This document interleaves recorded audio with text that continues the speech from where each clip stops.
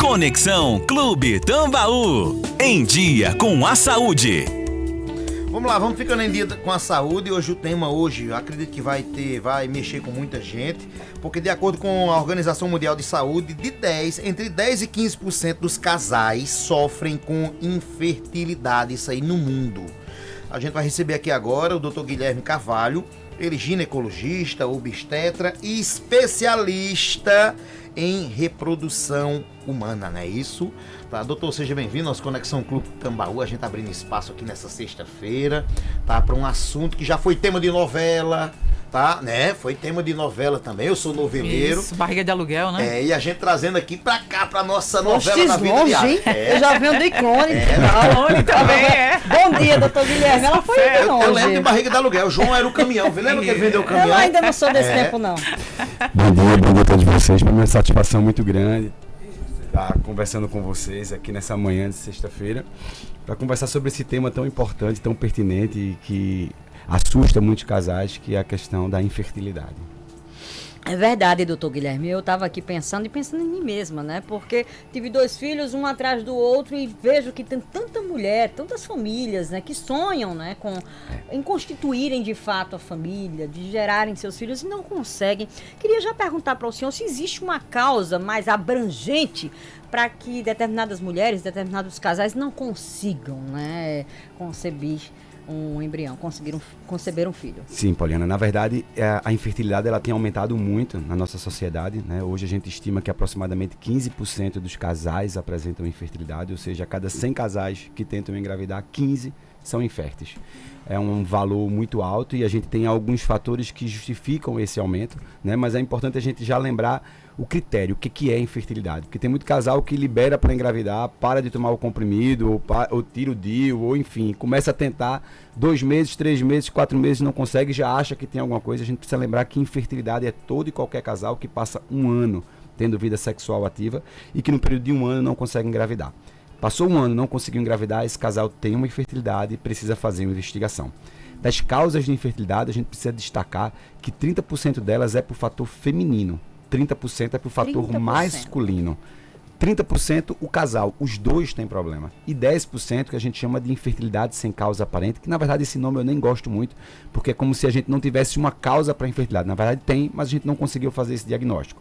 Mas o que é importante nessa definição é de entender que a metade das causas de infertilidade são por fatores nas mulheres e a metade nos homens, ou seja, sempre precisa investigar os dois. Ainda existe a cultura de culpabilizar a mulher? Sim, existe muito essa cultura e ainda existem alguns homens que têm muita resistência em procurar fazer uma investigação, procurar fazer o diagnóstico, fazer o exame, né? E infelizmente isso ainda é uma realidade, mas a gente precisa trazer sempre à tona essa informação. Nesses né? casos, homem, mulher, o senhor falou a palavra casal, Poliana tinha feito a pergunta, quais as causas principais, e eu insisto aqui na pergunta de Poliana, mesmo sendo no grupo, nos 30% de mulheres, nos 30% de homens, quais são Perfeito. as causas? As causas femininas a gente divide de acordo com algumas áreas. As mulheres elas podem não engravidar por ter dificuldade na ovulação. O problema está no ovário, elas têm uma dificuldade de ovulação e aí a gente destaca desse grupo a síndrome dos ovários policísticos. As mulheres elas podem não engravidar por uma obstrução nas trompas, uma dificuldade de passagem do espermatozoide pelas trompas. Isso pode acontecer por uma doença infecciosa chamada e causada pela clamídia e pelo gonococcus, né, que é a doença inflamatória pélvica, e também pode ser causada pela endometriose. A gente precisa lembrar que a endometriose ela leva à infertilidade não apenas por obstrução tubária. Mulheres com endometriose, mesmo com trompas pérvias, elas podem apresentar uma infertilidade. Então, a endometriose é sempre um caso à parte e um destaque muito grande para a infertilidade feminina. Existe a infertilidade feminina por um fator uterino. Algumas malformações uterinas, a presença de miomas, a presença de pólipos, a presença de alterações na sua arquitetura, como a paciente que tem útero septado, útero de Delphi. Então, o fator feminino a gente classifica basicamente nos grupos ovário, trompa e útero. E existe a infertilidade feminina por fator genético. Isso pode estar associado não só à infertilidade, como aquelas mulheres também que têm abortamento de repetição, que têm perdas gestacionais no comecinho da gravidez. Muitas vezes até o que a gente chama de gravidez bioquímica. Ela faz um beta positivo, mas logo no comecinho ela já aborta. Os fatores masculinos acontecem por uma diminuição na quantidade ou na qualidade dos espermatozoides. Isso se deve ao uso de algumas medicações e a gente destaca, por exemplo, na atualidade, o uso de anabolizantes esteroides por homens, né? E às vezes de forma indevida e sem necessidade. O uso de algumas outras medicações também pode ser causa de infertilidade masculina. A varicocele, que são as varizes testiculares, também é uma causa de infertilidade. Algumas infecções e a obesidade. Então, se a gente pudesse classificar causas de infertilidade, essas seriam os destaques, femininos e masculinos. Mas se a gente puder explicar, através das causas, o que é que tem levado a esse aumento, por que é que antes a gente falava de infertilidade em 10% dos casais, hoje a gente está falando de 15%, em alguns lugares até 17%. Por que é que tem tido esse aumento na infertilidade? A gente destaca hoje 4 fatores que justificam esse aumento. Um deles, a idade materna. As mulheres hoje elas estão iniciando o desejo reprodutivo mais velhas. Então antes elas pensavam em engravidar lá 18, 19, 20, 22 anos. Hoje as mulheres estão querendo engravidar depois que se formam, depois que tem uma estabilidade financeira, depois que não. A gravidez ela deixou de ser uma prioridade naquele momento. E aí vem uma gravidez depois dos 35 anos. Infelizmente a gente precisa destacar, Josivan, que as mulheres elas nascem com todas as quantidades de folículo. Enquanto que o homem está produzindo espermatozoide ali todo dia, a mulher ela nasce com todos os folículos nos seus ovários. Depois que a mulher nasce, ela não produz mais folículo. Esses folículos eles apenas vão amadurecendo e perdendo ao longo do tempo. Então o ovário ele é um órgão que tem uma função endócrina, produzir hormônio, e uma função reprodutiva que começa ali por volta dos 12 anos, quando as meninas começam a menstruar, e termina aos 45, 47, 48, quando a mulher entra na menopausa. No entanto, a partir dos 35, ele começa a ter uma diminuição da sua função muito grande. É por isso que algumas mulheres, mesmo sem estar na menopausa, ali nos 40, 42, têm os sintomas climatérios, começa a sentir alguns sintomas já da falta hormonal. E na questão reprodutiva, a gente tem uma diminuição tanto na quantidade dos folículos, como na qualidade desses folículos. É por isso que mulheres acima dos 35, elas começam a ter uma dificuldade maior de engravidar e elas têm uma maior taxa de abortamento. E isso aos 40 torna-se ainda mais intenso. Então, o primeiro destaque do aumento da infertilidade é a idade materna. As mulheres têm tentado engravidar mais velhas. E como, né, recorrer de fato ao auxílio da ciência? Eu ia perguntar se tem como prevenir. Tem. É muito importante que a gente lembre, e aí, Poliana, esse seu questionamento é interessante, porque a gente diz que infertilidade é o casal que passa um ano tentando e não consegue, mas a gente precisa lembrar que mulheres a partir dos 35 anos, com 6 meses, elas já precisam fazer uma investigação. E mulheres acima dos 40 anos, você tem 40 anos de idade, está ouvindo a gente aqui agora na Clube FM, e está querendo engravidar, você não precisa esperar e nem deve esperar um ano nem 6 meses, você já deve fazer uma investigação, saber como é que está a sua questão reprodutiva, e já partir para um tratamento se assim for necessário. Então é muito importante que muitas vezes, em alguns casos, por causa da idade, a gente antecipe essa investigação. A gente não espere um ano para fazer essa investigação. E uma vez feito o diagnóstico, aí a gente tem uma série de tratamentos interessantes e importantes que precisam ser feitos. Mas respondendo à pergunta de Erli, é importante que a gente destaque que existe como prevenir, sim.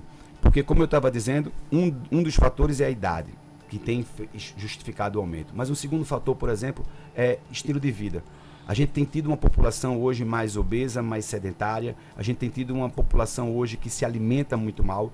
Então, que a gente bebe mais. A gente precisa lembrar, por exemplo, eu vou atiçar aqui, eu vou instigá-los a tentar raciocinar comigo uma coisa muito importante. Por que a gente tem visto tantas doenças neurológicas na infância em crescimento? É claro que aumentou e melhorou o diagnóstico, isso é inquestionável. A gente diagnostica e tem uma facilidade muito maior de diagnosticar autismo, tem uma facilidade muito maior de diagnosticar autismo, diagnosticar TDAH do que antigamente. Então é inquestionável que melhorou o diagnóstico. Mas a gente não pode dizer que isso foi só a melhora do diagnóstico. O perfil da mulher mudou. A mulher grávida de 30 anos atrás, de 40 anos atrás, é totalmente diferente da mulher grávida de hoje. A mulher hoje é muito mais sedentária. Ah, mas a gente tem estímulo aí de academia, de não sei o que lá. Mas eu falo do sedentarismo, dos hábitos diários. A alimentação de hoje é diferente da de ontem. Exato. Antes a gente chegava em casa, você se levanta para ligar uma televisão, para abrir a porta da casa, para tudo hoje é tecnológico. Então, a mulher é muito mais sedentária. A mulher se alimenta muito mal. A gente desembrulha muito mais do que descasca. A gente tem hábitos alimentares muito piores do que antigamente. antigamente. A mulher hoje ela é muito mais estressada. Ela vive no meio em que ela entra no mercado de trabalho, vem na competitividade, vem no dia a dia, no estresse, na exigência, na cobrança. Uma sobrecarga, na sobrecarga. grande. Então a mulher é muito mais estressada. Então vem os hábitos do dia a dia, vem a questão do sono, vem a questão da alimentação, da obesidade, do sobrepeso, dos hábitos da vida do dia a dia. E sem sombra de dúvidas isso gera um impacto. Porque antigamente a gente falava assim, esse rapaz ele tem um risco muito grande de ter um câncer de próstata. O pai teve câncer de próstata, o tio, o avô, a família toda. Porque a gente sempre se ligava na genética, a gente sempre pensava nas doenças e nos fatores baseados em genética. Hoje a gente discute a epigenética. O que é a epigenética? É a capacidade que um ambiente tem de modificar a expressão de um DNA. Então, por exemplo, ele tem um risco muito grande de ter câncer de próstata. Significa que ele vai ter? Não necessariamente. Se ele tiver hábitos saudáveis, se ele tiver alimentação saudável, se ele praticar atividade física, se ele gerenciar o estresse. Então a gente precisa lembrar disso. E no ambiente intrauterino? E como é que é esse ambiente que o bebê está se desenvolvendo, se não for um ambiente saudável para o desenvolvimento O dele? jeito que o senhor está colocando aqui fica difícil, né? Porque não tem solução para essa vida, para esse estilo de vida. Tem solução? Ou quais Tem são como as- a mulher deixar de trabalhar para desacelerar, para poder engravidar. Além de que, efetivamente, esse estilo de vida vai impactar também lá na questão física, que é o que o senhor está, das causas físicas que o senhor Tem algum colocando preparo aqui. que a mulher possa A gente fazer? precisa Como lembrar, é que resolve essa situação? a gente precisa lembrar que a resolução começa com o conhecimento, com o entendimento de que se o estresse é fator de risco para uma série de coisas, difícil não se estressar, é difícil, mas a gente precisa aprender a gerenciar o estresse. A gente precisa aprender a cuidar da gente, a ter um momento para Identificar a gente. Precisa se prioridade, cuidar. né, doutor Identificar Guilherme? Se a sua prioridade é gestar uma criança, então você precisa desacelerar um pouco, busca colocar na balança aquilo ali tudo, né? Exato. O que a gente não pode é ter um fato cientificamente comprovado e não levar isso em consideração. É entender que 50% das mulheres hoje engravidam com deficiência de vitamina D. Que 40% das mulheres hoje engravidam com deficiência de ômega 3. Que eu tenho um percentual de mais de 50% de mulheres que engravidam com deficiência de ferro. E aí eu preciso lembrar que para o desenvolvimento neurológico dessa criança na vida intrauterina, esses substratos são fundamentais, são essenciais. E uma preparação antes de um beta-HCG positivo é fundamental. Então o que a gente não pode é ter uma informação importante e não usar ela a favor da gente. Então, o que é que precisa ser feito? É difícil? Não, é fácil. O que a gente precisa é ter prioridades, é cuidar da gente, é cuidar da vida. O homem que nasce hoje, ele tem tudo para viver mais de 100 anos. Agora, para isso, o que é que ele precisa? Cuidar da sua vida. Ele precisa praticar atividade física, precisa ter uma alimentação saudável, precisa gerenciar o estresse, precisa ter uma vida espiritual, precisa cuidar da sua saúde sexual, precisa cuidar de uma série de pilares que vão ser fundamentais para a gente ter uma vida de qualidade. Doutor Guilherme, o senhor no início da sua fala falou sobre atividade sexual rotineira, né? Quem liberar, deixar de tomar medicação, enfim, uns métodos anticonceptivos durante um ano, deve estar, né, conseguindo o seu objetivo. Quem não conseguir precisa ser investigado. O que seria nessa atividade sexual, especificamente para quem quer gerir uma criança, para quem quer engravidar, né? O que seria o necessário? A gente classifica como um casal que tem uma vida sexual ativa, aquele casal que tem pelo menos 2 relações sexuais por semana. Então, o casal que tem uma vida sexual ativa e que no período de 1 ano não consegue engravidar, a gente define a infertilidade. Né? Então isso é importante porque às vezes tem casais que chegam e dizem, não, eu estou tentando engravidar 1 ano, mas meu marido mora fora e só está aqui em casa de 2 em 2 meses, então não posso classificar. Aí pode até engravidar, mas pode não ser do seu marido. Aí Vai tem que ter ficar mais cuidado com o difícil. personal de Belo. Deixa eu ver, doutor, mandaram para mim aqui. A mulher conseguiu engravidar, porém ela sofria de infertilidade antes. Ela pode ter alguma chance da gravidez não continuar? Ela tinha dificuldade de engravidar. Engravidou. Aí ela tem medo de perder o menino. Será que ela pode ter alguma probabilidade dela perder a criança? Perfeito. A gente precisa lembrar que abortamento tem como principal causa as síndromes cromossômicas, as cromossomopatias, as malformações cromossômicas. E as cromossomopatias, elas têm alguns fatores de risco. A idade da mulher, por exemplo, é um fator de risco. Lembra que eu falei que diminui a quantidade, mas também diminui a qualidade dos folículos. Mas a gente precisa lembrar que o importante, e eu falo muito isso, Eli... Depende muito da idade da mulher também. Mas a gente precisa lembrar que todo casal que quer engravidar, ele não quer um beta-HCG, Poliana, positivo a todo custo. Ele quer um bebê saudável a todo custo. Então isso precisa de uma preparação, isso precisa de um cuidado. Isso precisa de uma coisa que a gente chama de pré-concepção. Eu brinco falando muito sério que a gravidez ela não deve começar no beta positivo. Ela deve começar a partir do sonho, do momento em que esse casal deseja engravidar. A partir daí, uma série de estratégias e de cuidados, eles precisam lançar a mão para ter uma gestação saudável, para construir essa gestação saudável. Então, por exemplo, o casal que tem infertilidade, não é só ir em busca a todo custo de engravidar.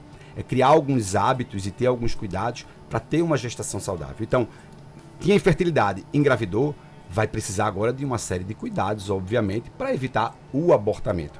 Mas respondendo você bem rápido, paciente com infertilidade tem um risco maior de abortamento. Alguns casos de infertilidade também são fatores de risco de abortamento, por isso sim. Doutor, diante de todas essas circunstâncias que o senhor já relatou até agora, fica evidente que não é só ter uma vida sexual normal, ativa, às vezes.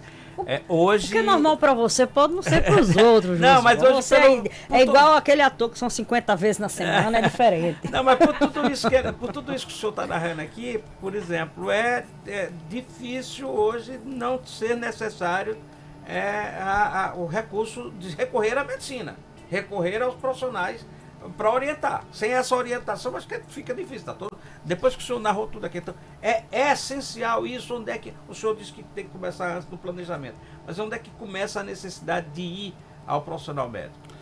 Josival, eu acho que todo casal que tem desejo reprodutivo, que sonha e pensa em ter um filho, ele precisa fazer uma avaliação pré-concepcional. Ele precisa criar uma série de estratégias e cuidados para ter uma gestação saudável. É claro que quando a gente fala e a gente medicaliza e intervém muito, a gente começa a achar que gravidez deixa de ser um evento fisiológico. E não, gravidez é um evento fisiológico, é um evento natural. A grande maioria dos casais conseguirão engravidar sem nenhuma dificuldade, terem bebês saudáveis sem nenhuma dificuldade. Isso é a grande maioria. A gente está trazendo a minoria, que são aqueles 15%. Mas o que eu preciso enfatizar e destacar é que existem estratégias que são tomadas antes da gravidez, antes desse casal engravidar, e que vão impactar a ter uma gestação saudável. Vou dar um exemplo muito simples. Mulheres que têm alterações na tireoide, elas têm uma alteração na produção do hormônio da tireoide. Elas têm um risco maior de abortamento, de perdas gestacionais, de pré-eclâmpsia, de diabetes gestacional. Se essa mulher, antes de engravidar, ela tem um diagnóstico, ela tem um tratamento, ela vai evitar ter esses riscos. Uma paciente que tem uma deficiência de vitamina D, ela tem um risco maior de ter uma série de complicações na gravidez. O bebê tem risco de ter uma série de complicações. E simplesmente fazer uma reposição, dar para ela esse suplemento de vitamina antes de engravidar, vai ter um impacto importante.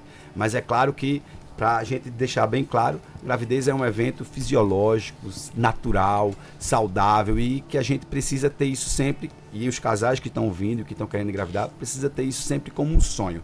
E eu lembro sempre, Pauliana, que existe uma diferença muito grande entre você ter o sonho, a vontade e o desejo, e você ter a obsessão. E isso é o grande problema. É esses casais com infertilidade que começam a ter uma dificuldade muito grande de engravidar, e a gravidez deixa de ser sonho e passa a ser obsessão.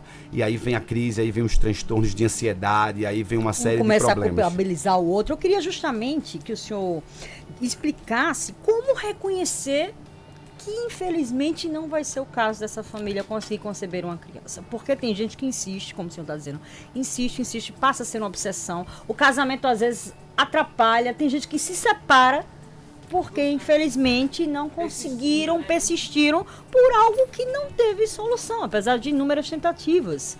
Como, né, reconhecer isso? Trabalhar com infertilidade precisa a gente entender que a gente trabalha com um sonho e a gente precisa ir em busca desse sonho. Então a primeira coisa que a gente precisa definir para esse casal, que é o que é ser mãe e o que é ser pai. E eu não digo isso como médico, mas digo isso como pai. Não existe nada mais prazeroso, mais intenso, mais maravilhoso na vida do que ser mãe e do que ser pai.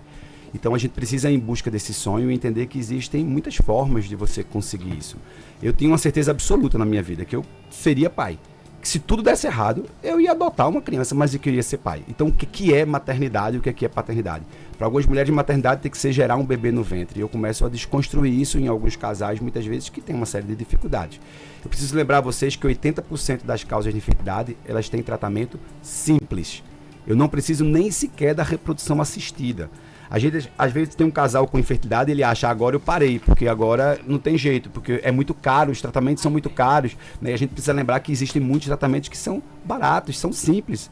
Às vezes o casal está com infertilidade porque o marido tem uma varicocele e opera, trata a varicocele e engravida. A mulher tem uma dificuldade de engravidar simplesmente porque ela tem uma anovulação, a síndrome dos ovários policísticos, ela vai tomar um remédio para induzir a ovulação e vai engravidar, e não é um remédio caro. Então o que é que a gente precisa? É ter o diagnóstico. Uma vez tido o diagnóstico de infertilidade, é criar estratégias e o tratamento, que existem vários. Tem um tratamento de baixa complexidade, um tratamento simples, né? Às vezes uma simples medicação vai fazer com que esse casal consiga engravidar, e às vezes um tratamento precisa da alta complexidade, que aí vem a fertilização in vitro. E hoje, só para vocês terem uma ideia, a primeira fertilização in vitro, o primeiro bebê de proveta foi em 1978.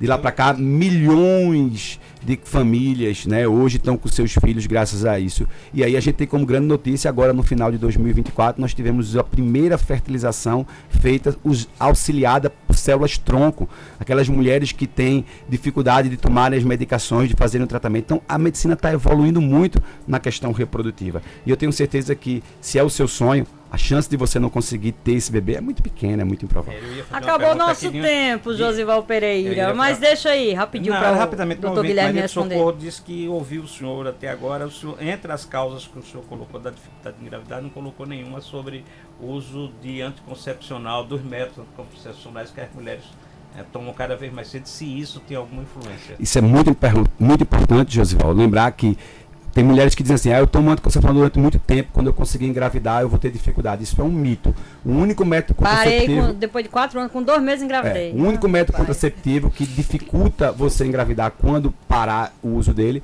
são as injeções trimestrais. Então não tem problema nenhum. Você pode ter tomado 10 anos de comprimido, quando você parar no outro mês, você já tem uma capacidade, seu organismo já está pronto para uma gestação. Agora também tive que ligar no segundo, porque minha avó teve 7, né? Eu digo, peraí, né, doutor Guilherme? Olha, obrigada aqui, doutor Guilherme Carvalho. Aquela entrevista, Shirley, que é realmente... O tempo passa rápido. Passa rápido demais. Precisa vir novamente, agendar novamente. Onde é que acha o senhor? Onde é que acha o senhor? Eu sou natural de Recife, mas sou casado com uma paraibana. Aí tá certo. E aí, há 15 anos que eu trabalho em Souza, e agora estou trabalhando em João Pessoa. Então eu atuo em Souza e em João Pessoa. Aérea. É uma ponte aérea. Qual é o Instagram dele, hein, Andresa? Pra gente... Por isso que ele já estava me perguntando. Você é de Cajazeira, né? Eu sou de Cajazeira, porque está trabalhando Meu Instagram é @dr_Guilherme Carvalho, e eu uso muito ele para dar informações. É sempre muito ativo, porque eu gosto muito dele. @doutor_Guilherme Carvalho. Exato. @Guilherme Carvalho. Ginecologista, obstetra e especialista em reprodução. Muito obrigada. Fique sempre à disposição para vir para cá, viu?